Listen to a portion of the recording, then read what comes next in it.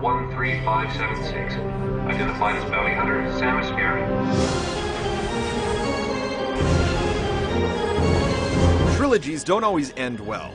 Oftentimes the concept loses steam long before the third installment, or the producers simply run out of creative juice.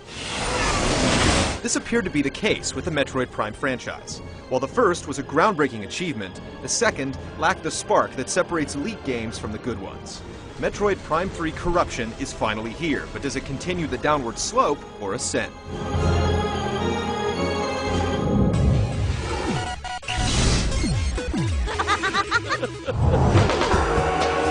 If you completed the prior two Prime games, then it's no secret that Samus was infected with Phazon. This is what Metroid Prime 3 is all about. At the game's outset, there's a setup involving several supercomputers that have been infected with the virus, and it's up to Samus to provide the cure. But this is really just a superficial front, as the crux of the prose is really about Samus' struggle to control the Phazon running through her veins. Prime 3 includes a ton of voice acting and plenty of cinemas, certainly giving it a more commercial appeal. Damn! They're targeting the planetary defense system. At the same time, these elements don't completely invade the experience and rip away the feeling of desolation that has always pervaded the series. There's a lot of exposition off the top. The middle of the game settles into a nice Metroid-esque groove, and then at the end, things are tied together in a mind-ripping conclusion. While the bump in production values is nice, a lot of the dialogue is rather trite. There are a few slight twists and turns, but for the most part, the story is typical Metroid fare. You'll get a much more meaningful experience out of scanning and reading logs than watching the movies.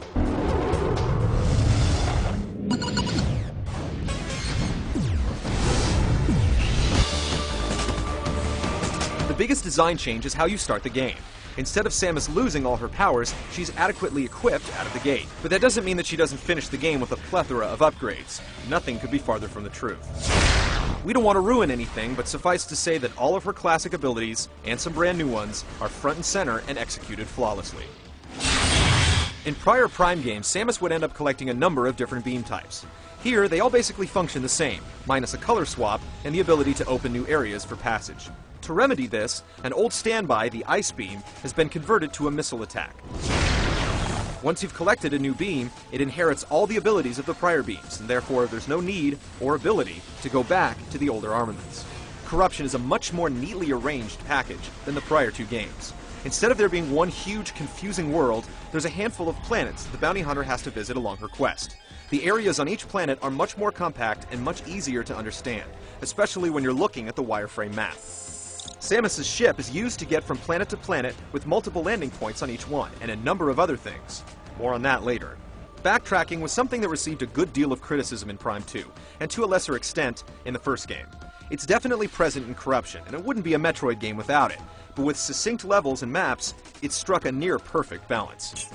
Where objectives are concerned, they run the gamut from investigating energy spikes, defeating certain enemies, defending allies, and more. Make sure enough of them make it safely through this area. There's a checkpoint system that's used, allowing you to continue your game from the last significant event instead of starting from the last save point, which helps curb the frustration. The game moves at a breakneck pace the majority of the time, but then at the end, you're forced to go on a pointless scavenger hunt that grinds things to a halt. It's a shame because the 4 or 5 hours leading up to this are some of the greatest moments in gaming ever burned onto a disc. There's little doubt that Metroid Prime 3 has been designed to make it more approachable for the average player. The backtracking has been streamlined, mission objectives are clear, upgrades to weapons and power-ups come at a fast and furious pace, and it's all the better for it. Clocking in at a good 20 hours of playtime, it gives you plenty of value for your money as well.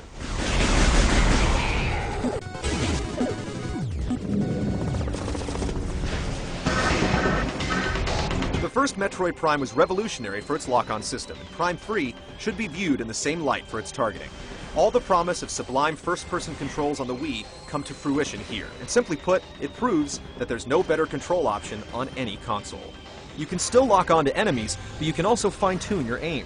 The default sensitivity is perfect. You'll be picking off the smallest of enemies from a distance with pinpoint accuracy after just a few minutes of play, and you'll never want to play a shooter with dual analog sticks ever again.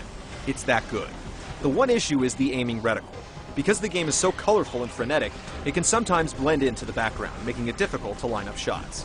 This aside, the projectile combat is simply incredible. The other Wii-specific controls don't fare quite as well. You'll be doing everything from flipping switches to shaking off enemies, but like a lot of other Wii games, it has problems picking up when the controller is getting closer to or farther away from the screen. It can be annoying, but thankfully, it's not a huge part of the gameplay, and you're never under duress when you're trying to make it work. It wouldn't be a Metroid game without the Morph Ball, and Corruption gives you just enough of Samus's spherical form without going overboard. There are 4 different visors in the game, and you get the typical combat and scan shields, but there's also an X-ray visor, and most importantly, the command visor. This allows you to control Samus's ship, and you'll be surprised at just how versatile it can be. Not only can you call it in for bombing runs, but you can also use it as a portable save point if you find a landing pad, as a platform to reach new areas, and much more. You'll find yourself building a bond with the ship, which is something you rarely see in games. Swapping visors is a snap, and overall, the way Corruption handles so many commands with just a few buttons is worthy of commendation. In another nod to commercial viability, on its default setting, Metroid Prime 3 doesn't present much of a challenge. Most bosses can be defeated in the first try, and you'll rarely die from combat-related injuries. This is because of the brand new Hyper Mode. By holding down the plus button, you can send Phazon coursing through Samus's body, sending her into a vicious rage. The game's most feared enemies can be decimated with just a few blasts, and it quickly becomes a crutch to lean on anytime the chips are down. Quibbling issues aside, playing Metroid Prime 3 can be a near-religious experience. This is one of those games where everything comes together and just clicks. The learning curve is slight, the targeting is razor sharp, and the action is practically non-stop.